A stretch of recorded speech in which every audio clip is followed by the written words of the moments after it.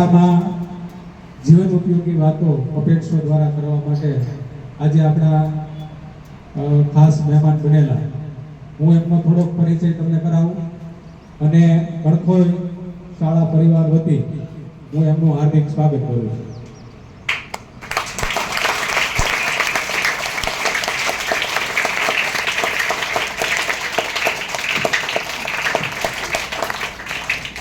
આજે શિક્ષણની સાથે સાથે બાળકો એમને ખૂબ પ્રિય છે અને બાળકોને કંઈક ને કંઈક નવું આપવું તેમના માટે આનંદનો વિષય છે અને શાળા ઉપરાંત પોતાનો સમય જીવનમાં સાર્થક રીતે કેવી રીતે પસાર થાય, બાળકોને સારું જ્ઞાન કેવી રીતે મળે, નહીંતર સવારથી બપોરની સ્કૂલ છે, બપોર પછી આરામ કરી શકે બરાબર, કાંઈ કરવાની જરૂર નથી. આપણી વચ્ચે જે ઉપસ્થિત છે એનું નામ છે દિવ્યેશ જોશી સર, જે કડોલ સરકારી હાઈસ્કૂલની અંદર મદદનીશ શિક્ષક તરીકે ફરજ બજાવે છે અને શાંતિ નિકેતનની અંદર રહે છે.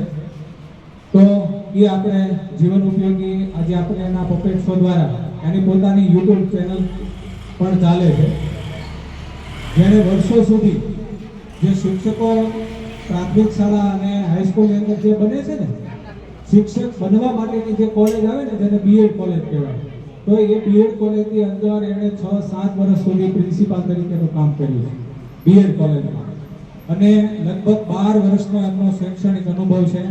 એમએડ સુધીની બીએડ 5 માસ્ટર ડિગ્રી લીધી છે, એવો ખૂબ શૈક્ષણિક ડિગ્રી જેમને પ્રાપ્ત કરી છે અને કડોલ સરકારી હાઈસ્કૂલની અંદર તાજેતરમાં સરકાર દ્વારા મદદનીશ શિક્ષક તરીકે જેમની નિમણૂક થઈ છે અને ત્યાં પણ આચાર્ય તરીકે ચાર્જમાં પણ છે. તો આચાર્યનો ચાર્જ હોવા છતાં પણ આ સમય કાઢીને બાળકો માટે કંઈક કરવાની જેમની તાલાવેલી છે, કંઈક આપવાની જેમની તાલાવેલી છે, એવા સરને હું આચાર્યશ્રી સહિત સમગ્ર કણખોલ પ્રાથમિક શાળા સ્ટાફ પરિવાર અને વિદ્યાર્થી સહિત આપ સૌનું હાર્દિક સ્વાગત કરું છું. ફરીવાર ખૂબ ખૂબ ધન્યવાદ. આપણે તાળીઓના ગડગડાટથી સ્વાગત કરીએ.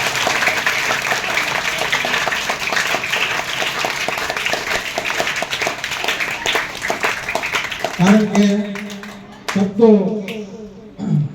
થી સ્વાગત રસમયની નોકી રિવાજ એના નોખા, અમારે મન તો શબ્દ જ કંકુને ચોખા.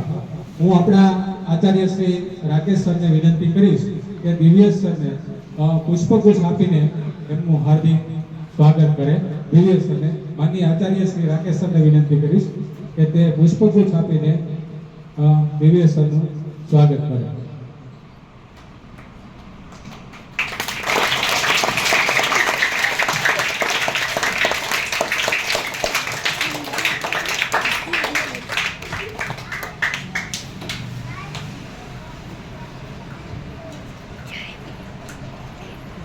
આપણે જોરદાર તાળીઓ થરકાવીશું.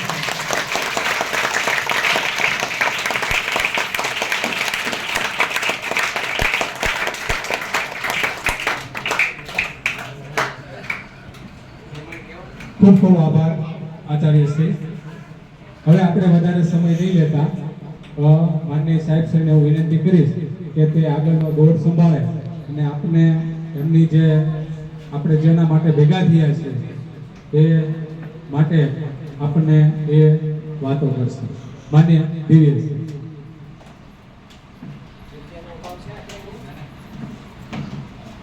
ખૂબ સરસ આયોજન.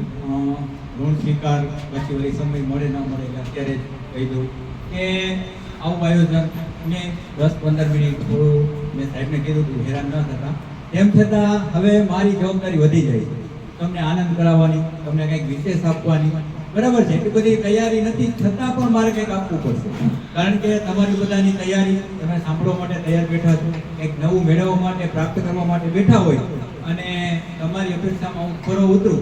બરાબર છે, એવી આપણે સરસ્વતી માતાને પ્રાર્થના કરીએ. તો હવે હું એકલો બોલીશ તો તમને નહીં ગમે, તો મારી સાથે મારો મિત્ર છે. તમને એમ થશે કે તમારો મિત્ર ક્યાં છે? તો મારો મિત્ર બેગની અંદર.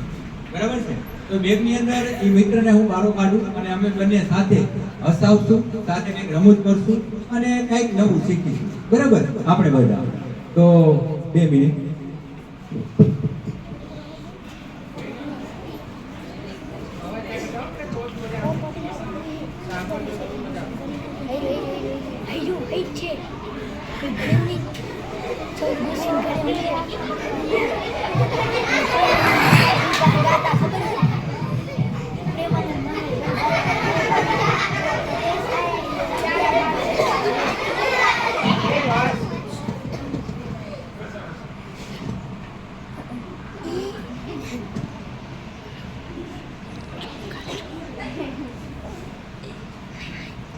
સંભળાય છે બધાને એમનો?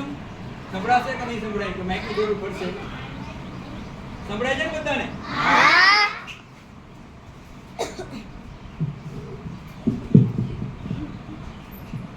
ચાલો તો માઇક પણ સાથે અને માઇક વિના પણ, જેમ ટૂંકમાં ન સંભળાય તો કહેજો, બરાબર છે? વચ્ચે વચ્ચે ક્યાંક હસવું આવે, આનંદ આવે અને કંઈક નવું શીખવું. તો મેં તમને કીધું છે ને, મારો મિત્ર મારી સાથે છે બેગની અંદર. તો આ મિત્ર છે ને, એનું નામ પણ છે, બરાબર છે? તો એ એમ નહીં બોલે, પરંતુ તમે એને બોલાવશો તો બોલશે. તમે છોટા ભીમ જોયું છે કાર્ટૂનમાં આવે? એની અંદર એક વાંદરો હોય, ખબર છે? શું નામ છે એનું? જગ્ગુ.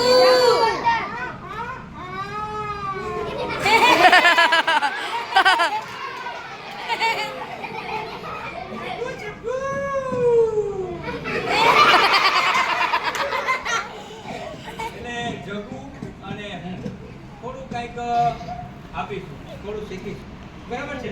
એ વચ્ચે વચ્ચે કંઈક એવું બોલશે જેનાથી તમને હસવું આવે, મજા આવે અને આપણે શીખવું. મારું નામ જોશી સર છે અને જોશી સર વિથ જગ્ગુ બંને થોડી ઘણી મસ્તી મોજ સાથે, પ્લાન સાથે ગમત, બરાબર? તો આપણે ખાસ તો પેલા ભણવું હોય તો પેલા શરીર સ્વસ્થ જોઈએ.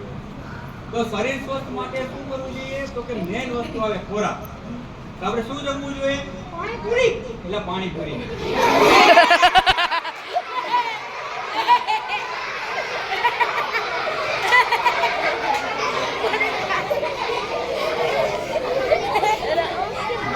પાણીપુરી નહીં, આપણું શરીર સ્વસ્થ રાખવું હોય તો જમવાનું શું જમવાનું? Manchurian, pizza.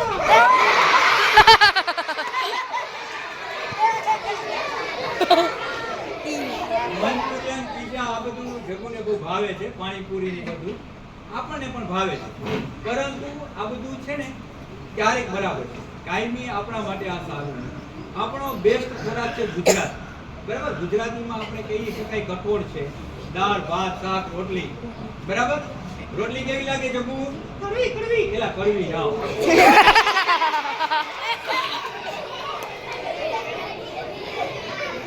રોટલાથી શું થાય જગ્ગુ?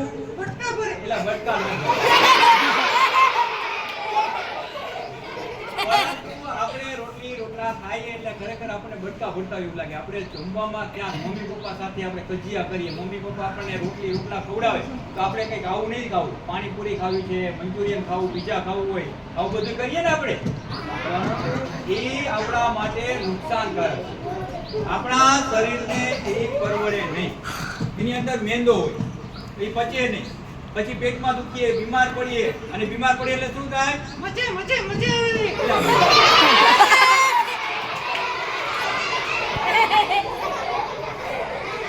બીમાર પડીએ તો મજા આવે? બરાબર? બીમાર પડીએ તો મોટા ભાગે આપણને ખબર હોય કે ખોરાક.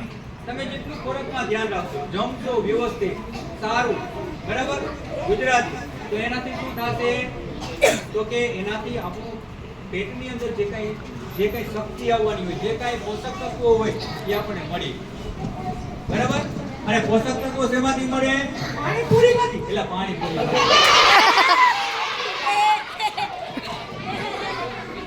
મેં કીધું કે જગ્ગુને પાણીપુરી વધારે ભાવે જેટલી બોલ છે, પણ આપણે જોવાનું કે તમે કોઈ પણ વસ્તુ બહાર ખાઓ તો બધું ધ્યાનમાં, લિમિટમાં, બરાબર છે?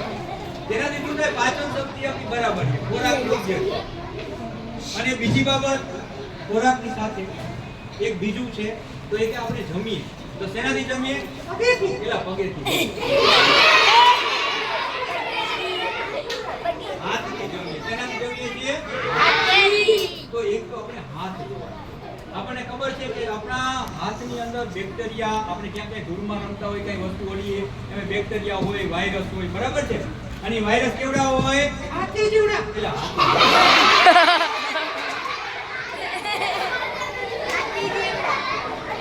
એ બેક્ટેરિયા છે એકદમ ઝીણા સૂક્ષ્મ હોય, આપણે જોઈ પણ ન શકાય, નરી આંખે આપણે જોઈ શકીએ નહીં. એટલે એ હાથની અંદર એવા બેક્ટેરિયા હોય અને આપણે ખાવાનું જમીએ ખોરાક એની સાથે આપણા પેટમાં જાય, અને પેટમાં જાય એટલે શું થાય? મજા મજા ડિસ્કો ડિસ્કો.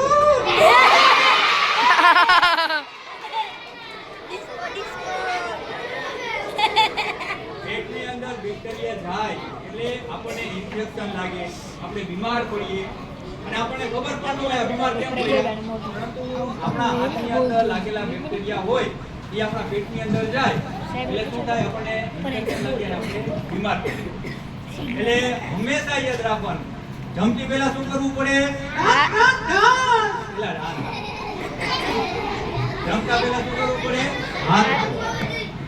તો ખોરાક છે વ્યવસ્થિત ખાવાનો, હાથ ધોવાના અને પછી જમવાનું. બરાબર, આવી નાની નાની બાબતો આપણે જીવનમાં ધ્યાન રાખીશું તો આપણે બીમાર નહીં પડીએ. નહીંતર આપણે બીમાર પડીએ તો શું થાય? બસ બસ બસ મજા મજા. પેલા મજા બીમાર પડીએ એટલે શું થાય? અશક્તિ આવે, અને અશક્તિ આવે એટલે જગવું શું થાય? અશક્તિ આવે એટલે કેવા થઈ જાય?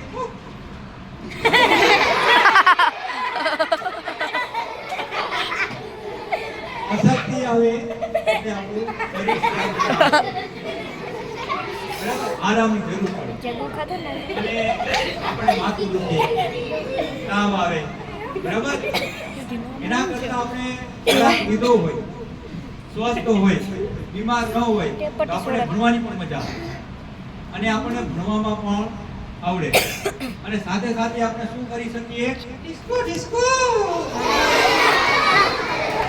તો આપણું શરીર સ્વસ્થ હોય તો આપણે ડિસ્કો કરી શકીએ, ડાન્સ કરી શકીએ, આપણી સાથે શક્તિ હોય તો આપણે બધું કરી શકીએ, ભણીએ શકીએ, ધ્યાન પણ આપી શકીએ. પરંતુ જો આપણે ક્યાંક ખોરાક લેવામાં, ક્યાંક હાથ ધોવામાં આવી રીતે બેદરકારી રાખશું તો આપણે શું થાય? બીમાર પડીએ. બરાબર, એટલે હાથ ધોઈને હંમેશા જમવા બેસવાનું. જમવા બેસો એમાં ખોરાક છે પ્રોટીન વાળો, જે આપણો ગુજરાતી ખોરાક છે એ લેવાનો. બરાબર, બાકી અત્યારે બધાને શું ભાવે છે? ગુજરાતી થાળી નથી ખાતા, અને વધારે પડતા કઈ થાળી ખાય છે? પંજાબી પંજાબી પંજાબી. તો પંજાબી છે, ચાઇનીઝ છે, આવું બધું છે, પણ એ આપણા માટે કાયમી બરાબર નથી, આપણે નુકસાન થાય. બરાબર છે? એટલે આવી બાબતોથી ધ્યાન રાખવાનું, બીમાર ના પડીએ એની કાળજી રાખવાની. તો જપુ સાથે તમે પ્રોમિસ કરશો ને આજે બધા?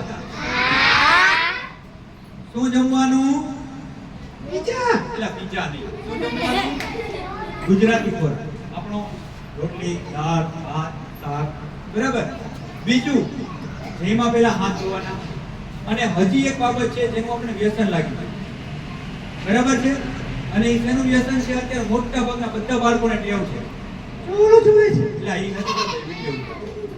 મોબાઈલ, જો મોબાઈલ જોવે, જગવે કીધું ને, મોબાઈલ થી દૂર રહેવું. બને ત્યાં આંખો આપણી ત્રાસી થઈ જાય. ભલે કામ હોય એટલી વાર બરાબર, પણ સતત આપણે મોબાઈલ જોવાનો નહીં. નહીંતર મોબાઈલ જોઈ તો શું થઈ જાય? આંખો આપણી ખરાબ થાય, નંબર આવી જાય અને આપણે બીમાર પડીએ. તો એ પણ પ્રોમિસ કરો કે આજ પછી આપણે મોબાઈલ વાપરવાનો ઓછો કરીશું. જમવામાં પણ ધ્યાન રાખીશું, બીમાર ન પડીએ એના માટે બધી કાળજી રાખીશું. બરાબર છે? જગુ તને આવડે છે? હા હા. શું આવડે છે? એબીસીડી. બોલ જો એબીસીડી. એબીસીડી. એટલે એમ એબીસીડી. એ એબીસીડી બધાને આવડે. એ ફોર એપલ, એ એબીસીડી આવડે. કેટલાને આવડે છે? આમાં બધાને આવડે છે? રસ રસ.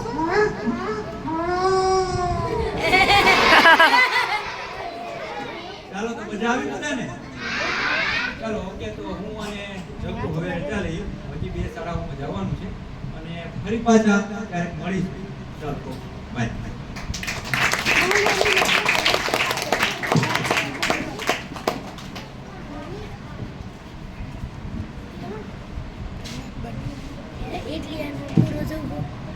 ખૂબ સરસ. જોશી સાહેબે આપણને હાસ્ય સાથે જીવન ઉપયોગી એવી તમે સાવ ઓય, તમારા જીવનમાં સાવ એક આદત એવી પાડી દીધી છે અત્યારે કુરકુરિયા છે, પંજાબી છે, બરાબર? તો એ ન ખાવા જોઈએ. એ તમને એક રમૂજી હાસ્ય સાથે બહુ સરસ રીતે સમજાવ્યું, બરાબર? આ જ રીતે સાહેબ આપણા શાળામાં ક્યારેક એમને સમય મળે ત્યારે નવા વિષય ઉપર આવું તમને હાસ્ય કરાવવા આવે એવી આશા સાથે સાહેબનો આપણે શાળા વતી ખૂબ ખૂબ આભાર માનીએ છીએ.